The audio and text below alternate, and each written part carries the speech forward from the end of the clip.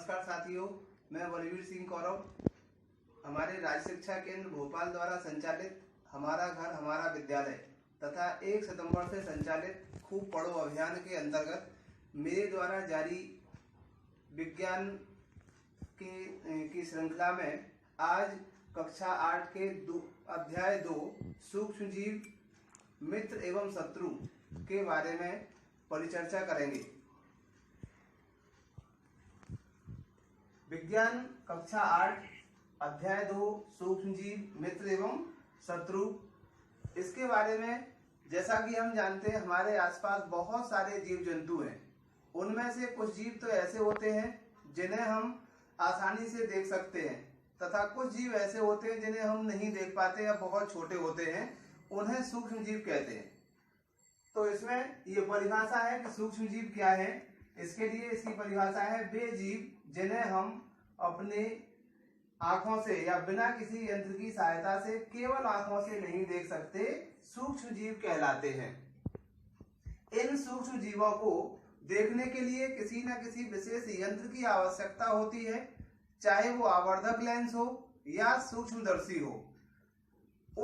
उनकी प्रकृति, स्वभाव और रहने वाले स्थान के आधार पर सूक्ष्म जीवों को विभिन्न भागों में बांटा गया है, जिसे हम उनका वर्गीकरण कहते हैं या सूक्ष्म जीवों का वर्गीकरण कहते हैं। तो सूक्ष्म जीवों का वर्गीकरण मुख्य रूप से 4 भागों में किया गया है। कितने भागों में किया गया है? 4 भागों में इनका वर्गीकरण किया गया है। पहला होता है जीवाणु, कुछ ऐसे होते हैं जिन्हें हम जीवाणु कहते हैं। दूसरा कवक, तीसरा प्रोटोजोआ और चौथा शैवाल। इनके लिए हम स्क्रीन पर इनके चित्र देख सकते हैं तथा हम अपनी पुस्तक के अध्याय 2 के पेज नंबर 18 पर इनको विस्तृत रूप से देख सकते हैं। 4 वर्गों के अलावा विषाणु जो होता है, विषाणु भी सूक्ष्म जीव की श्रेणी में ही आता है, लेकिन अन्य सूक्ष्म जीवों से भिन्न होता है। कोई भी विषाणु किसी परपोषी के अंदर या किसी पोषक के अंदर ही अपना गुणन कर सकता है। उसमें अपने स्वविभाजन या अपने आप में वृद्धि करने का कोई गुण नहीं होता है, लेकिन ये भी सूक्ष्म जीव है, सूक्ष्म जीवों के अंतर्गत ही आता है, जो कि दूसरे या पोषक कोष में अपनी वृद्धि करता है। फिर क्वेश्चन आपका आता है कि सूक्ष्म जीव कहाँ रहते हैं। तो सूक्ष्म जीवों के रहने का कोई एक विशेष स्थान नहीं है। सूक्ष्म जीव जल में, स्थल पर तथा वायुमंडल में तीनों ही जगह निवास करते हैं। स्थल पर भी हम देखें तो किसी भी स्थिति में बहुत ज्यादा ठंडे स्थानों पर, बहुत ज्यादा गर्म स्थानों पर, यहाँ तक कि बर्फ में भी पाए जाते हैं और कुछ गर्म एरिया में या गर्म स्थानों पर भी पाए जाते हैं। तो ये सर्वव्यापी होते हैं। हम कह सकते हैं इनके लिए एक शब्द कि जो सूक्ष्म जीव हैं वो सर्वव्यापी होते हैं। तो सूक्ष्म जीव कहाँ रहते हैं, मतलब सर्वत्र पाए जाते हैं, सभी जगह ये मिलते हैं। फिर आपका आता है सूक्ष्म जीव और हम। जैसा कि पाठ का नाम है, अध्याय का नाम है सूक्ष्म जीव मित्र एवं शत्रु। तो सूक्ष्म जीव और हम के अंतर्गत सूक्ष्म जीव कुछ हानिकारक होते हैं, कुछ लाभदायक होते हैं। तो जो लाभदायक होंगे उन्हें हम मनुष्य का या अपना मित्र मानते हैं या मित्रवत मानते हैं उन्हें, और जो हानिकारक होते हैं उन्हें हम अपना शत्रु मानते हैं। तो दोनों ही श्रेणियों में से हम पढ़ते हैं कि सूक्ष्म जीव हमारे मित्र हैं और सूक्ष्म जीव शत्रु भी है। तो मित्रवत सूक्ष्म जीव क्या होते हैं? मित्रवत क्या है? वे सूक्ष्म जीव जो हमें किसी न किसी प्रकार से लाभ पहुंचाते हों या हमारे लिए उपयोगी सिद्ध होते हों, वो सभी सूक्ष्म जीव मित्रवत सूक्ष्म जीव कहलाते हैं। जैसे दही एवं ब्रेड का बनाना, दूध से दही बनाने की प्रक्रिया सूक्ष्म जीवों में ही होती है। लैक्टोबैसिलस नामक सूक्ष्म जीव दूध से दही बनाने का कार्य करता है, जो विभिन्न कार्यों में उपयोग किया जाता है। इसी तरह से ब्रेड बनाने में भी सूक्ष्म जीवों का उपयोग किया जाता है। फिर दूसरा पॉइंट आ जाता है इसका वाणिज्यिक उपयोग। कुछ सूक्ष्म जीवों का हम औद्योगिक या वाणिज्यिक उपयोग भी करते हैं। जैसे प्राचीन समय से मदिरा या शराब, वर्तमान में हम कहते हैं अल्कोहल, बनाने की प्रक्रिया जो है सूक्ष्म जीवों के द्वारा ही संपन्न होती है।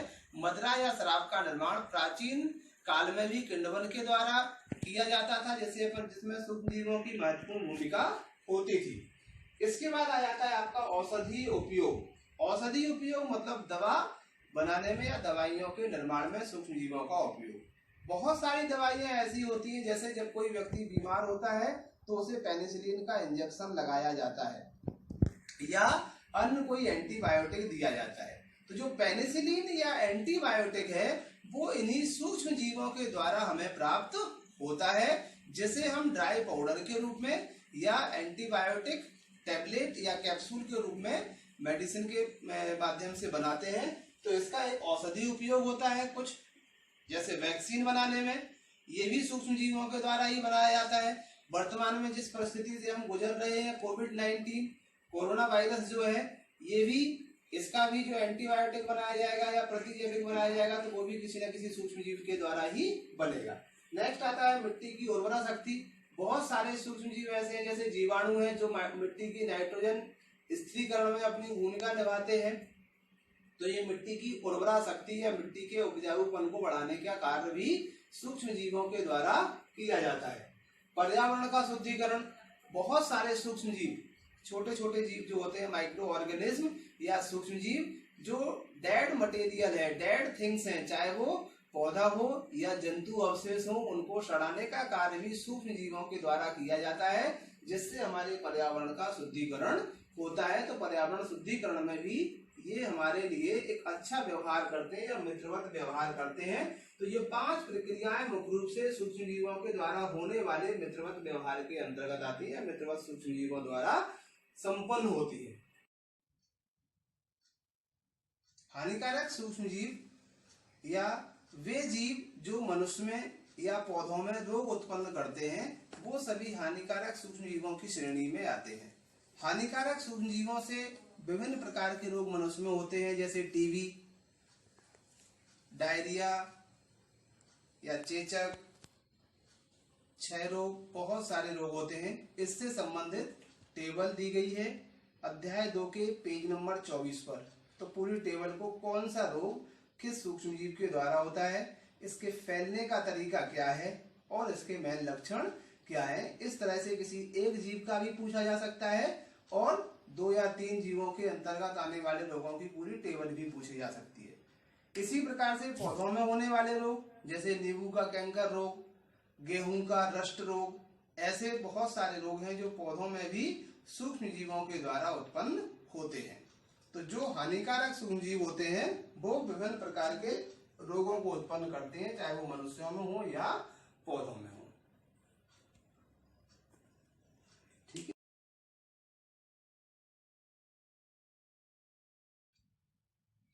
तो अभी आपने स्क्रीन पर दिखने वाली दोनों टेबल्स को देखा, जिसमें मनुष्य के रोग और पशुओं के रोग, पौधों के रोग दिए गए थे। इसके बाद हमारा जो अगला टॉपिक इस पार्ट के अंतर्गत है वो है खाद्य विषाक्तता। खाद्य विषाक्तता या फूड पॉइजनिंग आप सभी जानते हैं, हम सभी इससे परिचित हैं कि जब हम देखते हैं गर्मियों के दिनों में सुबह का बना हुआ खाना शाम को खराब हो जाता है, या कुछ दिन रखा हुआ खाना हम नहीं खा पाते हैं। कोई भी मार्केट से कोई भी चीज लेके आते हैं, कोई भी खाद्य सामग्री लेके आते हैं तो उसका स्वाद बदल जाता है। इसका मेन कारण क्या है, मुख्य कारण क्या है? तो जब कोई भोजन हमारे खाने योग्य ना बचे या खाने के पश्चात उससे हमें किसी भी प्रकार का नुकसान हो, उसे हम कहते हैं भोज्य विषाक्तता या खाद्य विषाक्तता, भोजन का विषाक्त होना। तो ये भोजन का विषाक्त होना या खाद्य विषाक्तता में विभिन्न प्रकार के सूक्ष्म जीवों की जैविक क्रियाएं होती हैं जो हमारे खाने को खराब कर देते हैं या भोजन को विषाक्त कर देते हैं, हमारे खाने योग्य नहीं बचता। अब इसको बचाने के लिए क्या काम करते हैं, उसे हम कहते हैं खाद्य परिरक्षण। खाद्य परिरक्षण मतलब किसी भी भोज्य पदार्थ को हम सड़ने से रोकें या अधिक से अधिक, ज्यादा से ज्यादा समय तक इसे हम क्या करें, खाने योग्य बना के रखें, उसे कहते हैं हम खाद्य परिरक्षण। इस खाद्य परिरक्षण के लिए हम कुछ प्रक्रियाओं को अपनाते हैं, जैसे कुछ रासायनिक उपाय, कुछ खाद्य पदार्थों में हम कुछ ऐसे केमिकल डाल देते हैं या रसायन डाल देते हैं जिससे कि कुछ लंबे समय तक वो चीज, खाद्य पदार्थ खराब नहीं होते और हम मार्केट से लंबे समय तक लेके आ सकते हैं। जैसे आपने देखा होगा कोई भी वस्तु या सामग्री हम दुकान से लेके आते हैं उस समय सही होती है और घर पे आने के बाद रखने के बाद कुछ दिनों बाद वो खराब हो जाती है, जबकि वही वस्तु हम और बाद में लेके आते हैं तो भी हमें सही मिलती है, क्योंकि उसमें कुछ ना कुछ रसायन मिला होता है। फिर कुछ पदार्थों का परिरक्षण हम नमक के द्वारा करते हैं, जैसे अचार। अचार का जो परिरक्षण है नमक के द्वारा होता है। विभिन्न प्रकार के जो अचार बनाए जाते हैं, चाहे वो आम का अचार हो, नींबू का अचार हो, मिर्ची का अचार हो, उसमें नमक डाला जाता है, तो नमक के द्वारा अचार का पानी निकल जाता है, जिससे वो हमारे खाने योग्य बना रहता है और हम कुछ महीने या वर्ष तक उसका उपयोग कर सकते हैं। कुछ पदार्थों को हम चीनी के द्वारा परिरक्षित करते हैं, जैसे जेली है, जैम है या मुरब्बा। इसका परिरक्षण किसके द्वारा? चीनी के द्वारा किया जाता है। कुछ पदार्थों का परिरक्षण हम तेल और सिरका के द्वारा करते हैं। इसमें भी हम मुख्य रूप से अचारों को परिरक्षित करते हैं। गर्म एवं ठंडा रखना, जब हम देखते हैं किसी खाद्य वस्तु को फ्रिज में रख देते हैं तो कुछ ज्यादा समय तक वो खराब नहीं होती, या इसी प्रकार से दूध को हम दिन में 2 बार या 3 बार गर्म कर देते हैं तो दूध भी खराब होने से बच जाता है। तो हम गर्म और ठंडा करके भी कुछ वस्तुओं को या कुछ खाद्य पदार्थों को सही रख सकते हैं। इसके बाद आता है आपका भंडारण एवं पैकिंग। भंडारण एवं पैकिंग का मतलब है, जैसे हम कोई अपने जो खाने में उपयोग होने वाले पदार्थ हैं उसको हम भंडारित करते हैं, रखते हैं, उसे भी हम विभिन्न प्रकार से, चाहे वो नमक के द्वारा ट्रीट करें या कुछ रेस के द्वारा, गर्मी के द्वारा उसे उपचारित करके रख सकते हैं। जैसे आपने देखा होगा क्रक्स है या कुछ जो पैकेट्स आते हैं मार्केट से आने वाले चिप्स के, उन्हें हम लंबे समय तक सही रख सकते हैं। उन्हीं चिप्स के पैकेट्स को यदि हम घर पे लेके आते हैं, खोल के रख देते हैं, तो फिर वो खराब हो जाते हैं। पैकिंग में जब तक रहेंगे तब तक वो सही रहेंगे। तो इस तरह से क्या होता है कि हम उसे खाद्य पदार्थों को परिरक्षित कर सकते हैं या उन्हें संरक्षित करके कुछ लंबे समय तक भी हम अपने उपयोग योग्य बना सकते हैं। नाइट्रोजन स्थिरीकरण के बारे में हमने कक्षा 6 और 7 में पढ़ा। कुछ जीवाणु होते हैं जो वायुमंडलीय नाइट्रोजन को मिट्टी के अंदर स्थिर कर देते हैं। वायुमंडलीय नाइट्रोजन का उपयोग हमारे पेड़ पौधों के द्वारा नहीं किया जा सकता। वायुमंडल में जितनी भी गैसें हैं उनमें सबसे अधिक मात्रा में नाइट्रोजन गैस पाई जाती है, जिसका प्रतिशत 78% होता है, 78% होता है। उसके बावजूद भी पौधों के लिए किसी भी प्रकार से उपयोगी नहीं होती। तो उसे उपयोगी बनाने के लिए सूक्ष्म जीव जैसे एजोटोबैक्टर जो होता है वो नाइट्रोजन को नाइट्रेट में परिवर्तित करके उसे स्थिर कर देता है मिट्टी के अंदर या जमीन के अंदर, जिसका उपयोग पौधे कर सकते हैं। इसी के बाद आता है नाइट्रोजन चक्र या नाइट्रोजन साइकिल, कि जो नाइट्रोजन चक्र है पूरी प्रकृति में चलता रहता है या घूमता रहता है। ये हमारा इस बुक में दिया गया है नाइट्रोजन चक्र। तो पहला जैसे अपन देखें वायुमंडलीय नाइट्रोजन जो है, वायुमंडलीय नाइट्रोजन विभिन्न गतिविधियों के द्वारा, जैसे तड़ित चालक के द्वारा, जो वायुमंडलीय नाइट्रोजन है जैसे ही बादल तड़कते हैं गर्जना के साथ, जो उसकी नाइट्रोजन है वो नाइट्रेट में कन्वर्ट होकर के पृथ्वी तड़ित चालकों के द्वारा सीधी जाती है और जमीन के अंदर जमीन में जाके वो स्थिर हो जाती है। उसी तरह से जो वायुमंडलीय नाइट्रोजन है, कुछ वायुमंडलीय नाइट्रोजन जीवाणु के द्वारा आती है और जीवाणु के द्वारा नाइट्रेट के रूप में पृथ्वी में इकट्ठी हो जाती है। जैसे ही ये मिट्टी में एकत्रित होती है, इस मिट्टी में एकत्रित नाइट्रोजन का उपयोग पेड़ पौधे करते हैं।